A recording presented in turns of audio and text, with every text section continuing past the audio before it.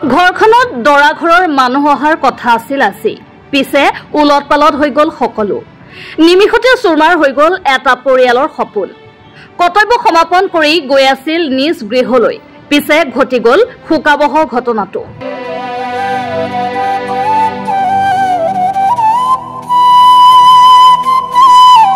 কোনোদিনে নভবা ঘটনা এটি ঘটি গ'ল নলবাৰীৰ এটি পৰিয়ালত। হাঁহি কান্দোনেৰে ভৰি থকা ঘৰখনলৈ হঠাতে আহিল দুখজনক খবৰটো। পৰিয়ালটোৰ একমাত্ৰ কন্যা সন্তানগৰাকীক আজি চাবলৈ অহাৰ কথা আছিল দৰা ঘৰৰ। তাৰ পূৰ্বে আহিল শোকাবহ খবৰটো। জেকুক চাবলৈ দৰা ঘৰৰ মানুহ অহাৰ আনন্দত ইতিমধ্যে কালিয়ে বজাৰ সমাৰ কৰি সকলো ৰেডি কৰিছিল পিতৃয়ে। পিছে দৰা ঘৰৰ মানুহক আপ্যায়ন কৰা নহল পিতৃ ৱাজুদ্দিনৰ। কালি নিশা ৩ বজাত ঘটি গ'ল শোকাবহ ঘটনাটো।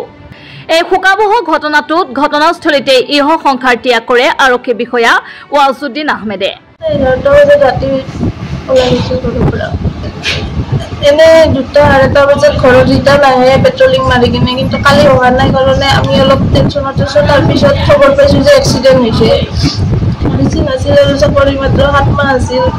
এতিয়া SP অফিচত আছিলে।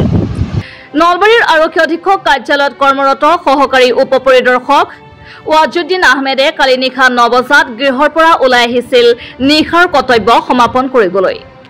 নিশা পেট্ৰলিং ডিউটি সমাপ্ত কৰি নিশা প্ৰায় 2 বজাত মধুপুৰৰ গৃহ অভিমুখে গৈ থকাৰ মুহূৰ্ততেই ঘটি গ'ল শোকাবহ ঘটনাটো।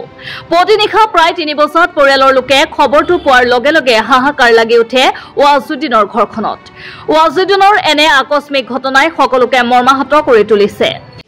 কালি ঘৰৰ প্ৰায় 9:10মান বজাত দেখিছিল যাই ডিউটি আহিছিল। ডিউটিৰ পৰা কেতিয়াৰ পৰা আহিছিল নাজানো, ঘৰত পাই নাকি ৰাতি 3টামান বজাত আমি ফোন পাইছোঁ এক্সিডেণ্ট হ'ব বুলি, কিন্তু কোনে কৰিছে ফোনটো আমি গম পোৱা নাই।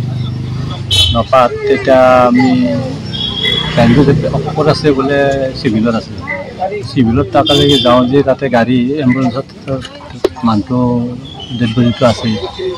মৰণোত্তৰ পৰীক্ষা কৰাৰ অন্তত আৰক্ষী বিষয়াগৰাকীৰ নচৰ দেহ লৈ যোৱা হয় গৃহলৈ। পৰিয়াল, আত্মীয় স্বজন, গাঁওবাসী আৰু অনেক গুণমুগ্ধৰ উপস্থিতিত নলবাৰী আৰক্ষীয়ে শেষ শ্ৰদ্ধা জনায় আৰক্ষী বিষয়াগৰাকীক। সামৰিক মৰ্যাদাৰে আৰক্ষীয়ে শেষ বিদায় জনায় সহকাৰী উপ পৰিদৰ্শকগৰাকীক।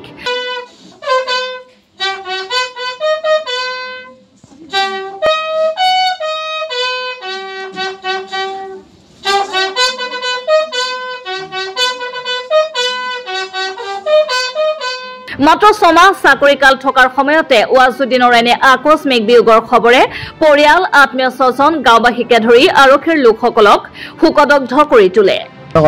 এক্সিডেণ্ট হ'ল তাতে ডিউটি যাই পেলাই এতিয়া আমি ডাক্তৰ আনি দেখা পাই ডাক্তৰ নাপালোঁ, মাৰাই গৈছে।